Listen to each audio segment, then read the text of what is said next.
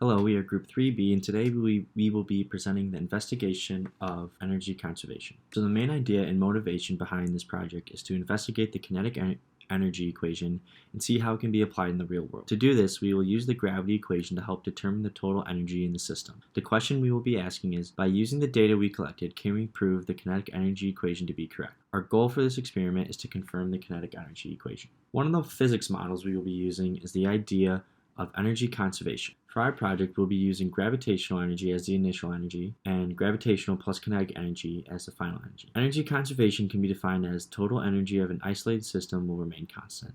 Therefore, the initial energy will be the same as the final. Here we have our energy system. Inside of our system, we have the ball and the Earth. The Earth is enacting gravitational energy onto the ball. Outside of our system, we have air, which is taking away kinetic energy via friction from the ball as it is falling. The way we collected evidence to prove the kinetic energy equation was simple. We dropped a ball with a known weight of 88.7 grams from predetermined heights and recorded the trials using a phone. The heights were measured and marked, and the ball was dropped from each height 3 separate times. The values we used were 1 meter, 2 meters, and 2.6 meters. These recordings were then uploaded into tracker software, which calculated real-time data regarding the object's position, velocity, and acceleration. By using velocity data from the software and the known mass, we were able to calculate the kinetic energy of a system just before the ball contacted the ground. We chose this position for the final velocity to ensure that no energy was lost in the y direction as the ball bounced. The potential energy was calculated for each trial using mass, standard gravitational force value, and the height of each trial. From that point, we used the kinetic and potential energy values to determine the conservation of energy per drop. According to the law of energy conservation within a closed system, the initial and final energy of the ball drop should be equivalent, and therefore we expected the loss of energy within the system to be zero. Unfortunately, as with any manual experiment, error is bound to play a part in some respect. We identified the shortcomings of our design before carrying out the experiment, and they mainly stem from human error. More specifically, we did not use a tripod. Therefore, the camera was subjected to changes in motion, which could affect the software's ability to accurately represent the ball's motion in the y direction. The drop of the ball was also not standardized, creating the potential for a loss of energy in the x direction, which is something that our model was not equipped to address. Finally, the distance at which we took the final velocity was impossible to standardize because of the frame rate limitations of our phone. Our 1 meter data shows the position, velocity, and acceleration graphs of a ball dropped from 1 meter high and bouncing twice. The energy pie charts to the right show the ball's initial energy, which is all gravitational potential energy, and also the energy of the ball right before it touches the ground, where most of the energy is kinetic, with about a fourth of the energy still being gravitational potential energy. The results from trial 2 go as follows. We started with an initial 1.738 joules of initial gravitational energy, and we ended with 0.304 joules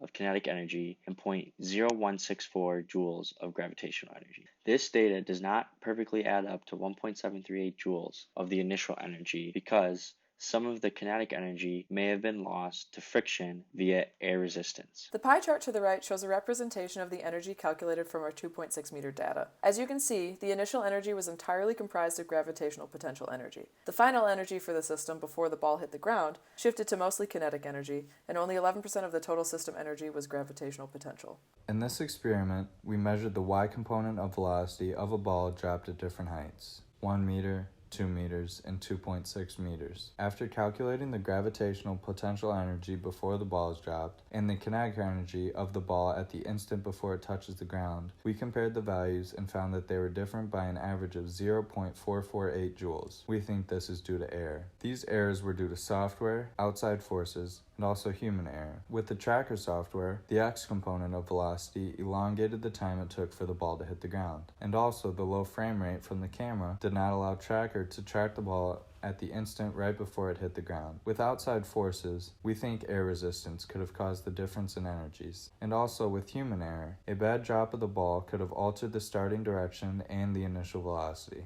and the angle of the camera, which would affect the angle the tracker uses to measure the height of the drop. Although none of these errors were too drastic, the total effect of these errors caused the difference between the final and initial energies of the ball.